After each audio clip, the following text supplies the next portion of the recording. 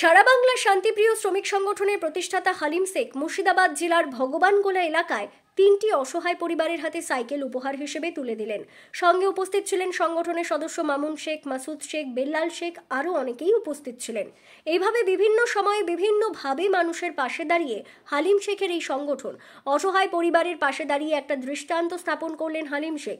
এলাকার গরিব মানুষকে সহযোগিতা করতে এই সংগঠনের সঙ্গে যুক্ত হন, এই আবেদন রাখলেন এলাকার বিশিষ্ট সমাজসেবী ও শান্তিপ্রিয় শ্রমিক সংগঠনের প্রতিষ্ঠাতা হালিম শেখ। এই ভিডিওটি যারা দেখছেন চ্যানেলটি লাইক করবেন, শেয়ার করবেন আর সাবস্ক্রাইব করবেন। আই লাভ মাই ইন্ডিয়া, মেরা ভারত মহান। আপনাদের এখানে আসার উদ্দেশ্য কি? এখানে আসার উদ্দেশ্য হচ্ছে আমাদের গ্রামে 3টে পরিবার খুবই নর্মাল গরিব লোক, তাদের ছেলে মেয়ে প্রাইভেট স্কুল যেতে খুব অসুবিধা হচ্ছে। তাই দাদাকে বললাম, তো দাদা বললো ঠিক আছে আমি ব্যবস্থা করে দেবো। তাই এখানে 3টে পরিবারকে 3টে সাইকেল দেওয়া হচ্ছে। হালিমদার নেতৃত্বে আপনাদেরকে যে সাইকেলগুলো দেওয়া হলো, এতে আপনাদের কতটা আনন্দিত? আপনারা কতটা আনন্দিত? ভীষণ খুশি।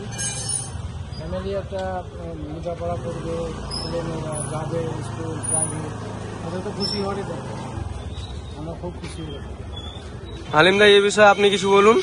এই বিষয়ে বলতে গেলে আমাকে বেল্লাল ভাই বা আমাদের সবাই ফ্যামিলিতে সাইকেল দিতে হবে, একটু অসহায় সাইকেল আপাতত দিয়ে এটাই আমি বলবো কি সবাই আপন সবাই মিলে নিজের দায়িত্ব চেষ্টা করুন মানুষের পাশে থাকার জন্য। এটাই আমাদের আহ্বান করবো যে আমাদের সাথে সাথ দেওয়ার জন্য সব আমরা